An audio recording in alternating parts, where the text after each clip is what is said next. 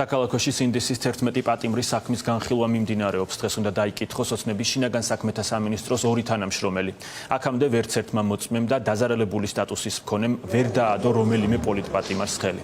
პარალელურად მსჯელობა მიმდინარეობს თედო აბრამოვის საქმეზეც ოცნების პროკურატურა სპორტსმენს ნარკოდანაშაულს ისე ედავება, რომ არ ჰყავს ნეიტრალური მოწმე, არ არსებობს არც ჩხრეკის ვიდეო მტკიცებულება.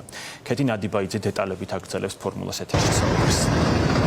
სხდომა დაგვიანებით დაიწყო, ამიტომ ჯერჯერობით მოწმების გამოკითხვა არ დაწყებულა, თუმცა როგორც ჩვენთვის არის ცნობილი, დღეს გამოიკითხება ორი პოლიციელი, რომელიც ამ საქმეზე დაზარალებულად არის ცნობილი, როგორც ადვოკატებმა განგვიცხადეს, ისინი არ ელოდებიან, რომ რომელიმე მათგანი მისცემს რომელიმე ბრალდებულის საწინააღმდეგო ჩვენებას, რადგან ვერც ერთი პოლიციელი, რომელიც ამ საქმეზე დაზარალებულად არის ცნობილი და გამოკითხული ამ საქმეზე, გამოძიების ეტაპზე მიცემულ ჩვენებებში ვერც ერთი მათგანი ხელს კონკრეტულ ბრალდებულს ვერ ადებს, ისინი ყვებიან, როგორ დაშავდნენ აქციაზე მუშაობის დროს, თუმცა ვერ ასახელებენ ვერც ერთ დამნაშავეს და ვერ ამოიცნო ამ დრომდეც ვერც ერთმა გამოკითხულმა დაზარალებულმა პოლიციელმა ბრალდებულებს შორის დამნაშავე. ადვოკატები ასევე ვარაუდობენ იმასაც, რომ საერთო ჯამში ბრალდების მხარეს საკუთარი მტკიცებულებების გამოსაკვლევად დიდი ალბათობით დრო დასჭირდება ივლისის ბოლომდე, ამის შემდეგ უკვე დაიწყება დაცვის მხარის მტკიცებულებების გამოკვლევა და ფიქრობენ, რომ სასამართლო აგვისტოს ბოლოს უკვე განაჩენს გამოიტანს. როგორც ჩვენთვის არის ცნობილი, დღეს ორი მოწმე მოვა, ორივე იქნება პიროვნება, რომელიც დაზარალებლად არის ცნობილი, ანუ ის ადამიანები, რომლებმაც დაზიანება მიიღეს რუსთაველის გამზირზე, თუმცა სავარაუდოდ იქნება იგივე სურათი, მოვლენილ ადამიანები იტყვიან, რომ დაზიანება მიიღეს, აღწერენ საკუთარ დაზიანებებს სამედიცინო ენაზე, თუმცა ვერც ერთ სინდისის პატიმარს ვერ ამოიცნობენ, ვერც ერთ სინდისის პატიმარზე ვერ იტყვიან, რომ მან დააზიანა და იტყვიან, რომ მათ არ აქვთ პრეტენზია ამ ადამიანების მიმართ, მაგრამ თუ დადგინდება, რომ ამ ადამიანებმა დააზიანეს, მაშინ ექნებათ პრეტენზია.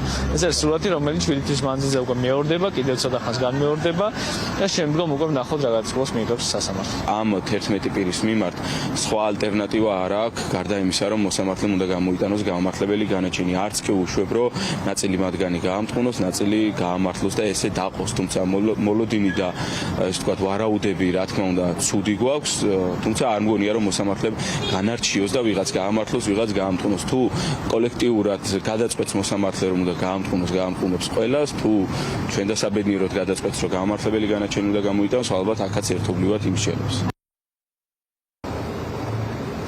11 ბრალდებული დემონსტრანტის სხდომაზე დაიწყება უკვე რამდენიმე წუთში მოწმეების გამოკითხვის პროცესი. შევახსენებ კიდევ ერთხელ საზოგადოებას, რომ ჩვენ ამ სხდომას ვერ ვიღებთ, ისევე როგორც ყველა სხვა სხდომას მას შემდეგ, რაც აკრძალვები შევიდა ძალაში, ამიტომ მოგიყვებით სიტყვიერად თუ რას განაცხადებენ სხდომათა დარბაზში მოწმეები. აქვე გეტყვით იმასაც, რომ ამ სხდომის პარალელურად კიდევ ერთი დემონსტრანტის თედო აბრამოვის საქმის განხილვა მიმდინარეობს თბილისის საქალაქო სასამართლოში. ის ნარკოდანაშაულზე არის ბრალდებული, მას ედავებიან დიდი ოდენობით ნარკოტიკული საშუალების მქონას, თუმცა ბრალდებული აბრამოვი, როგორც საზოგადოებისთვის არის ცნობილი, ბრალს არ აღიარებს და აცხადებს, რომ მას ეს ნარკოტიკული საშუალება ჩაუდეს. ეს საქმე არის უკვე დაცვის მხარის მტკიცებულებების გამოკვლევის ეტაპზე და დღეს იკითხებიან დაცვის მხარის მოწმეები.